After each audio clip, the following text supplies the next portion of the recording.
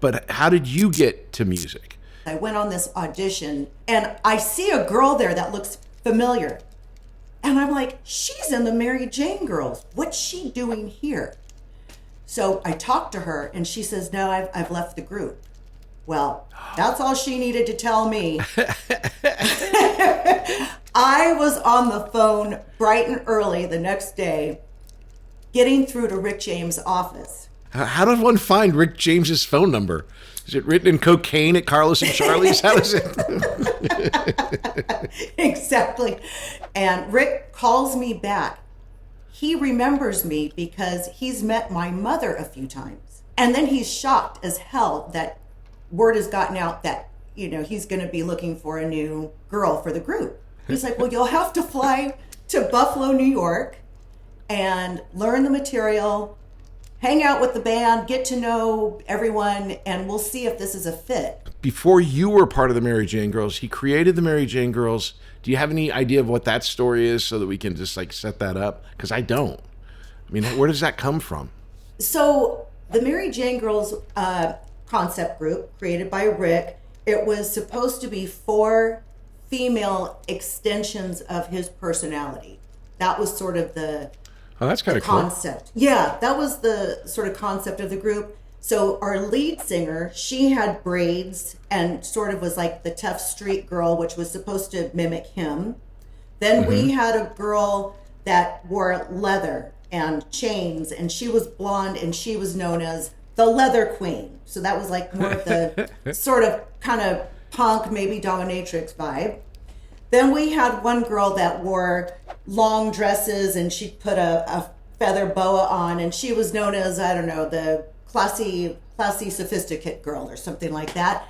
And then there was me, the Valley girl, who I tried to make it more new wave, glam rock. I was trying to just make it a little edgier than the previous girl.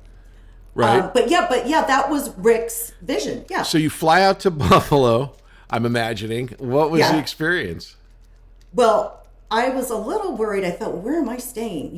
But I realized once I got there, I was picked up at the airport by his security people and taken way out in the boonies of like a rural part of Buffalo. But he had 2 homes on this large piece of property. So I had my own quarters where I stayed. And then in his house, he had his studio that he had built, custom built, which was beautiful. At the time, it was really unique. And so you're there kind of like what? Is a couple of days to hang out, record to see if the vibes are good, or to check your voice out, or what? All of that, and get acquainted with this very different type of group of people that I was suddenly around. Not the San Fernando Valley for sure. That is exactly right. And I had to go, okay, these people are a little different. They've got some street smarts. I'm from a bubble in the valley. The hard streets of Ventura Boulevard really don't get you ready. Yeah, the mean streets of Sherman Oaks has a different vibe, I knew every level of the original Galleria, and now it's all gone. Had you met any of the other girls during this camp rock thing that you did with Rick? Yeah, so they showed up halfway through my stay, and we met, and that was an interesting moment because they were looking at me like, who is she? You're being very kind. I can read through the kindness there. It sounds really difficult. It was. And that was it. And by the end of my stay, he says, okay, I'm having contracts drawn up. Here's some money. Take this back. Here's some this. Okay, you'll be back here in July, because this was March. You'll be back here in June or July to record the record with the girls. It's the Patrick Labyorteaux Show. Patrick Labyorteaux. He's the one you gotta know.